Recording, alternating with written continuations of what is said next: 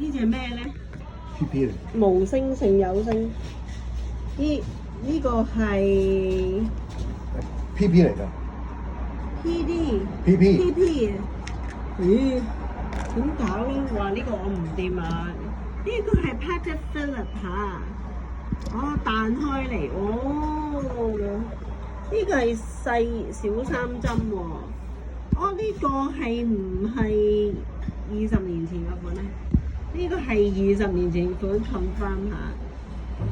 哦，因為嗰個年代咧，Dunhill 啊，佢哋Cartier 啊都出呢種。呢個係乜鬼嘢？你再開多次。哇！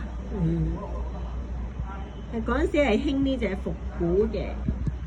佢其實呢種字以前咧就係古董錶上邊咧啲 vintage 嘅錶 antique 嘅錶上邊咧就係用手寫咧畫落去個詞面度嘅，連個針都係嗰個年代最流行。咁幾多錢咧？呢個10萬， 10萬，喂 Patek Philippe 10萬咋？玫瑰金，玫瑰金啊！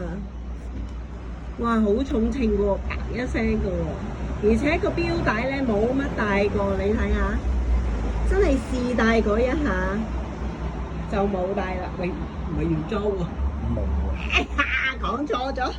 哦，條錶帶咧當然啦，愛錶之人點會唔戴錶啊？咁我而家換咗一條，呢個係牛皮，都好貴嘅，呢啲錶帶咁闊都幾百蚊。呢個就係個掣咧，個掣都唔係。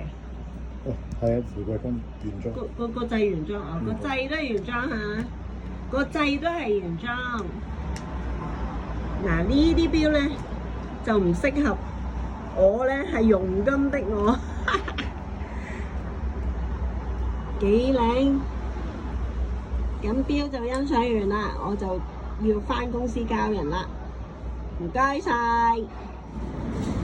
鑽飾咧，我朋友間鋪頭都賣得好平㗎。